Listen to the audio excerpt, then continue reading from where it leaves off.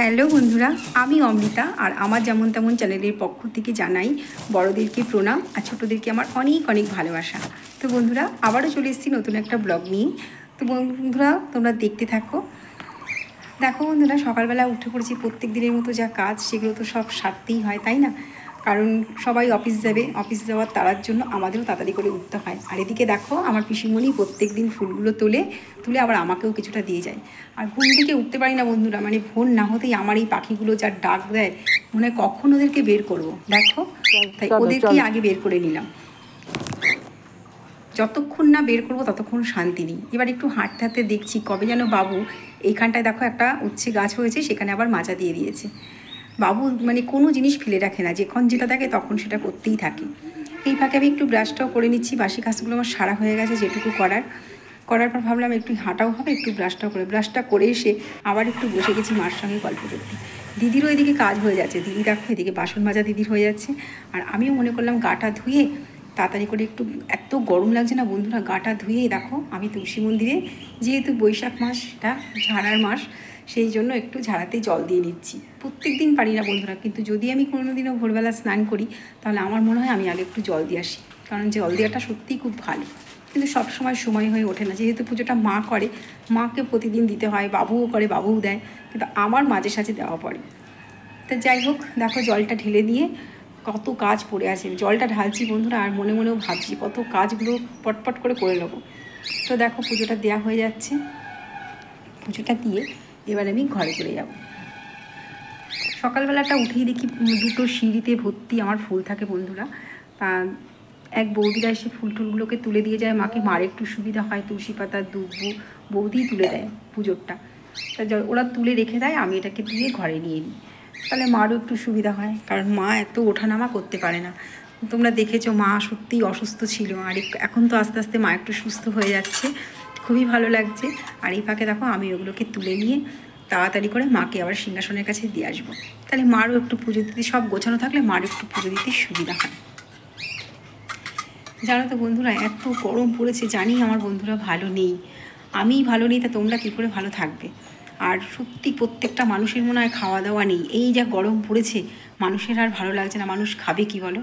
আর তার মধ্যে দেখো দিদি তাড়াতাড়ি করে আসে, আমার চাও হয়ে গেল, দিদিকে দেবো ভাবছি, দিদি কাঁচাগুলো ভিজিয়েছি, দিদি কেচে দিচ্ছে, তাই তাড়াতাড়ি দিদিকে দুটো রুটি করে দিলাম, চা দিয়ে দিদিকে রুটি দিয়ে দিলাম, আজকে আর তরকারি করার সময় হলো না বন্ধুরা। আর আমাদেরও দেখো বলছে দিদি কাঁদছে, বড় ফ্যানটা বারান্দা থেকে নিয়ে এসে দিদিকে এখানটায় দিয়ে দিয়েছে, দিদি একটু হাওয়া লাগবে। আর এদিকে আমার সোনাকে সকাল সকাল স্নান করিয়ে দিয়েছি, স্নান করিয়ে দিয়ে সোনা বসিয়ে দিয়েছে ও দাদান। আর এইখানে বাজারও চলে এসেছি, মানে সকালটা না বন্ধুরা পাগলের মতন অবস্থা, মানে কি বলো তো, বাজারটা আসলে কোনটা কাটবো আর কোনটা রান্না করবো, এরকম একটা অবস্থা হয়ে যায় আমাদের। বাজারগুলো দেখো আমি প্যাকেটের থেকে খুলতেও পারিনি, কী করবো বলো? আগে যেটুকু দরকার সেটুকু আগে কেটে নিই, তারপর অন্যগুলো। আর বাবু কত বাজার নিয়ে এসছে দেখো, এক সপ্তাহের বাজার একদম ফ্রিজ স্টাফ করে রেখে দেবে। পটল, শসা, গাজর, তারপরে ক্যাপসিকাম, বিনস, আর এখানে দেখো ফলও নিয়ে এসছে কিছু, আঙুর শোনার জন্য। আর এখানে এনেছে তরমুজ। যাই হোক, গরমে কষ্ট হচ্ছে বন্ধুরা কথা বলতে, মানে এমন একটা অবস্থা। আর এই ডাটাগুলো এনে রাখলে না, দুদিন যদি না খাই না একদম শুকিয়ে যাবে।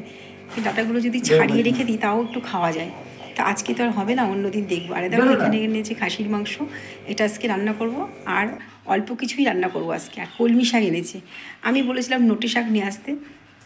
যাই হোক, শাক খেতে আমার ভীষণ ভালো লাগে, আর একটুখানি যদি কাসুন্দি দিয়ে শাক খাওয়া হয় বন্ধুরা, বা আম তেল দিয়ে, এই গরমে না বন্ধুরা জীবনটা বেরিয়ে যাচ্ছে, জল ভরছি আর জল শেষ হয়ে যাচ্ছে।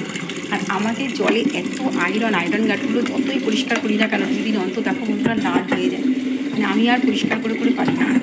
রান্নাঘরটা পরিষ্কার করি একদিকে, আর একদিকে কাজ করি। এদিকে দেখো কয়েকটা বাসন হয়ে গেছে, বাসন কটাও আমি তাড়াতাড়ি করে ভেজে নিচ্ছি।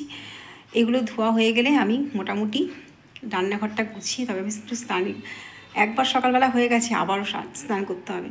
আর এই দেখো খাবারগুলো তোমাদের একবার দেখিয়ে দিচ্ছি, এখানে ভাত, আর এখানে দেখো কি কি আছে, এই দেখো শাক ভাজা, তার সঙ্গে কাসুন্দি রেখেছি, এখানে আছে মুসুরির ডাল, গন্ধ লেবু দিয়ে খাবে গাছের, আর এই যে পটল ভাজা। আজকে আমি একটু এরকমভাবে পটল কেটেছি বন্ধুরা, কোনোদিনও করি না এরকমভাবে পটল ভাজা। আর এখানে আছে আমের চাটনি, আর এই দেখো এখানে আছে হালকা হালকা মাটন। আমার ছেলে আসার সময় দই নিয়ে এসছে, তা বললাম দইটা এখন কেউ খাবে না। ওদের আবার কী বলতো, ভাতের পাতে ওরা পছন্দ করে না খেতে, মানে উঠে যে কোনো মিষ্টির জিনিস ওরা উঠে হাত মুখ ধুয়ে এসে সবাই বসে তখন চামচ দিয়ে বাটি দিয়ে ওরা খাবে।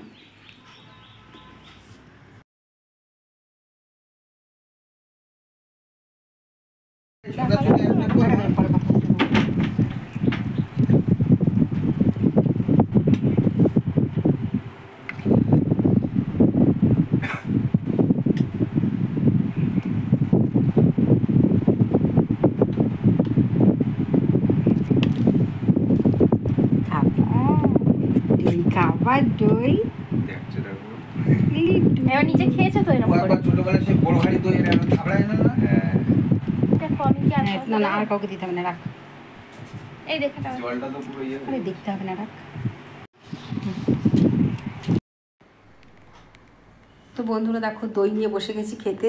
দইগুলো তো বেড়ে নিয়ে এসছে, আর এদিকে আমাদের সোনা দেখো, সোনা ভাবছে সবাইকে বাটি করে দিয়েছে, ওকে তো বাটি করে দেওয়া হয়নি। সোনা কিন্তু রাগ হয়ে গেছে। তো যাই হোক, ঘুম থেকে উঠে বিকালের চা চলে এসছে। এত গরম কে ঘুমাবে বন্ধুরা, 5টার সময় হলেই না মনে হয় সব ঘুম ভেঙে যায়, এত গরমে মানে সহ্য করতে পারি না।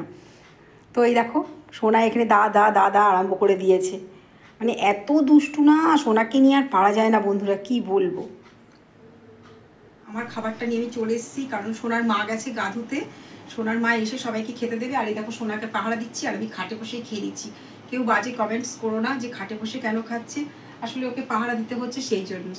তো কিছুই নিইনি, ডাল আছে, আলু সিদ্ধ করেছে। আমি দেখো একটু মাটন নিয়েছি, একটু আলু সিদ্ধ নিয়েছি, তাই দিয়ে ভাত খাচ্ছি, আর নিয়েছি একটু শসা। তো এখনকার ভিডিওটা তাহলে এই অবধি। টাটা, সবাই ভালো থেকো, সুস্থ থেকো, আর আমার পাশে থেকো। টাটা।